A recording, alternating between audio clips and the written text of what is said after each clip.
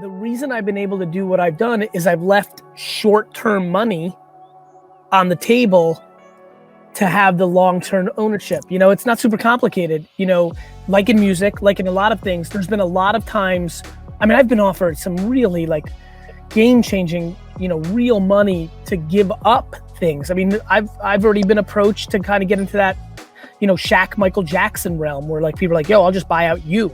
And it's like real money. And for me, it's just, I'd rather have far less money, but have creative control. I'm about playing the way I want to play more than like me chasing buying the Jets is much more fun than when I own them. And so if you're lucky or thoughtful, whichever one this is, about realizing, oh, I'm about the game for real. And of course, it'd be nice that there's some good things along the way, but I will never, ever give up being able to play pure for a lot of money up front because I think I'm talented enough to play pure and get more money. It just might take me 40 years instead of 4 or 14. To me, it's been about the incredible lack of, and the reason I talk about patience and the reason I talk about not keeping up with the Joneses and the reason I talk about don't listen to other people is because when your world is quiet, it can be the way you want it. If you want to be good, you copy what's popping, right? Like it's why so many young women are getting plastic surgery, lips and ass or whatever. If you want to be good, you follow what's working, right? Like you come out with it, use the same terminology, wear the same clothes, you put out the same stuff, you follow the same process. If you want to be good, you fast follow what's already working, but you have zero originality, which means you've ceilinged yourself. You're in a ceiling now of good. Yeah. For me, I'd rather lose and die, but go for great with going with purity and really what I'm about. Like so many people right now hitting me up and be like, yo, you got to check off this sports card thing. It's a little corny. I'm like, motherfucker, you're corny. Like I fight back like, you know, like cool kids are like, yo, this is a little corny. I'm like, fucking you're corny. Fuck you. I don't listen to you. And by the way, I'm screen shooting this because in 3 years, you're going to be flexing with like LeBron rookies on fucking TikTok.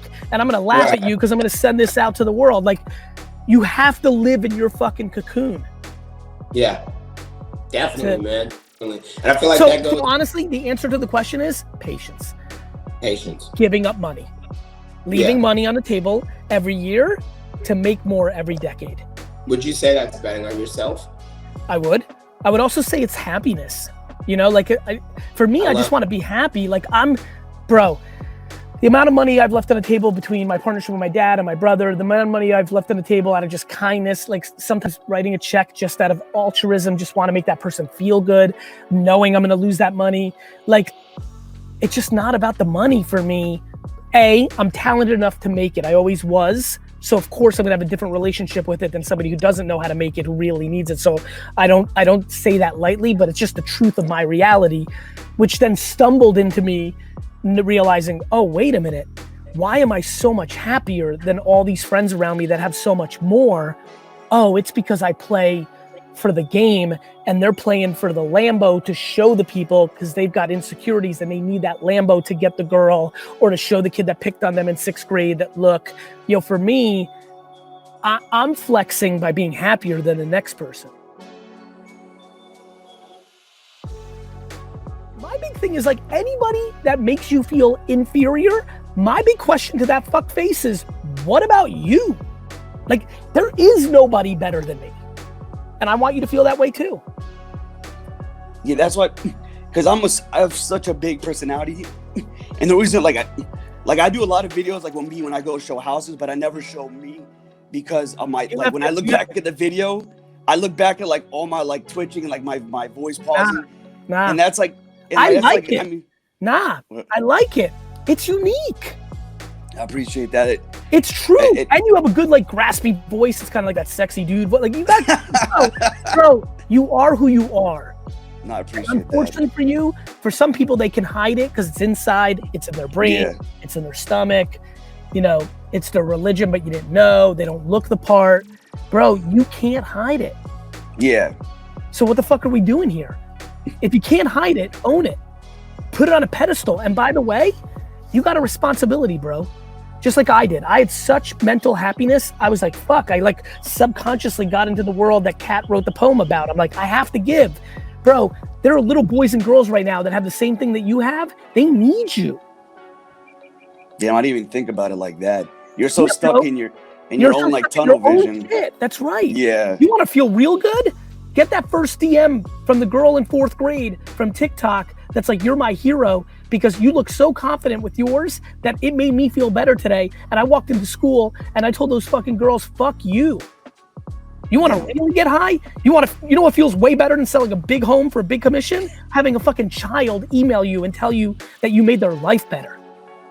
That's 100%. Because I mean, I didn't even know what I had it. Just like I didn't even know what I had. What's funny is I found out I had Tourette's because I watched an MTV show where it's like, I'm living with this, and it was like, I'm living with Tourette's, and I was like, oh, and this was me in middle school, and I was like, oh crap, like I have that, and I didn't even know that because it wasn't like nothing mainstream. This like now, thank God, 2020, mental health is very discussed, but that wasn't discussed when I was like 14 years old. I know, bro. You won. Most people work their whole life to have something unique. You were gifted it. Stop thinking it's bad. It's fucking good. I'm being serious. I think it's cool. No, I know you are. I'm like sitting here like, man, I wish I had that shit. I'd fucking be like, everybody would know me because it's unique. I try to see in that perspective. I definitely do. It's like being like you didn't do shit to have this. I love when pretty people walk around like they did something. Your parents had sex at the right moment. They happen to be good looking.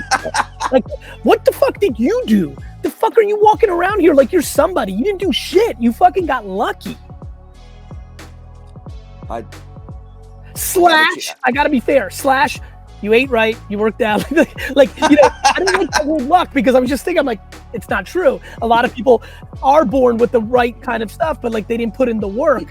I look better than I did fucking 7 to 9 years ago. Like I get it. Like so, nonetheless, where I'm going with that is you need to use this moment in your life. I'm so happy we're here at such a young age, bro. It's fucking good. Yeah. I try to, for what I know, the next person go on. I always say when opportunity, meets it, like luck is basically when you get the opportunity. Again, there's something so, like you said with these small houses, like I literally take anybody who needs help with real estate. I do, like nothing's too small or too big for me.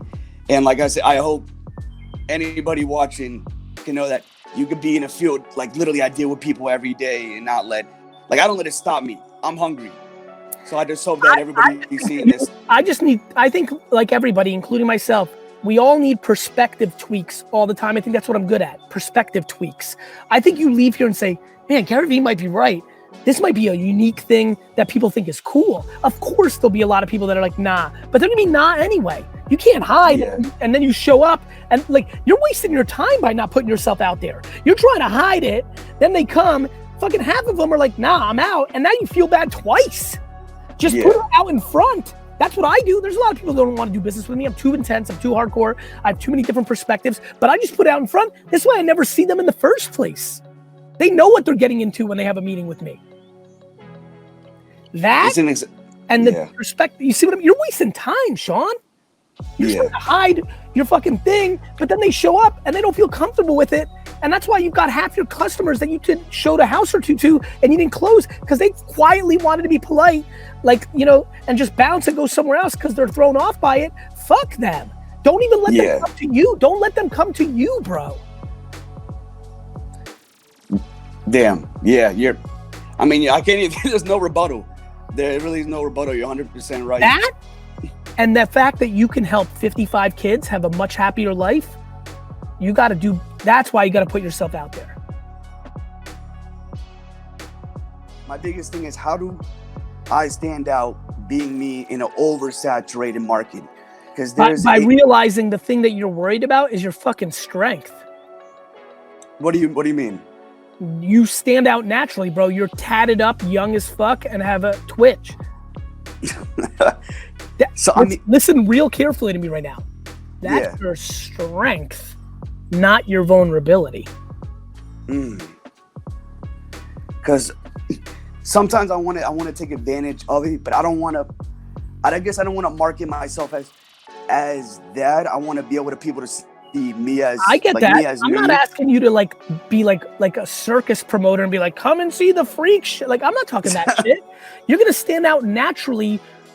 If you go straight as an arrow, you're already unique and stand out.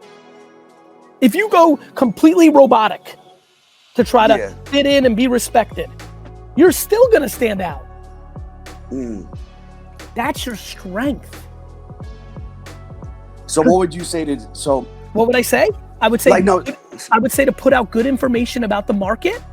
80% of the people are like, I'm not gonna fuck with this guy. He scares me. He looks different.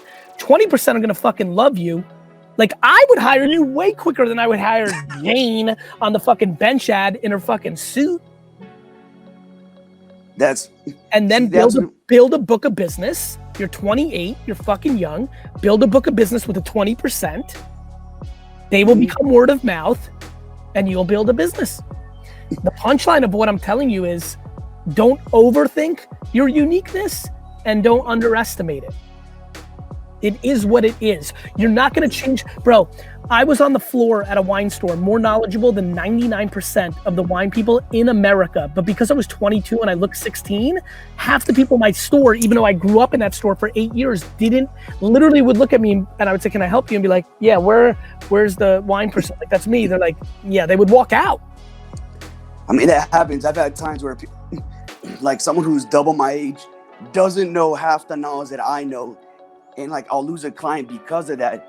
I mean, I'm not gonna say it doesn't get to me sometimes, but I mean, I've learned. Bro, it got to me every time. Every time a stuck-up couple came in and didn't want to listen to my wine advice and walked out or worked with somebody else, it bothered me every time. I was happy they were doing business with my dad's store, but every time my confidence, my competitiveness was like, yep, let me just drop another drop in this fucking bucket of fucking demolishing the world. Like, it became a motivator. But it never made me. Here's the key, and this is the Plinko board of life. Fucking shit hits the fan. Somebody says you suck. Somebody picks wine. Somebody hires an agent twice your age. Every time that happens, there's only one of two things that people react to. Either they get into a mindset of dwelling and feeling bad for themselves, and they think it's an indicator that they suck, or they get fucking motivated and on fire and think it's the other person that sucks. I got lucky that I was number 2. I'm trying to get everybody that's in bucket number 1 over to this number 2 side.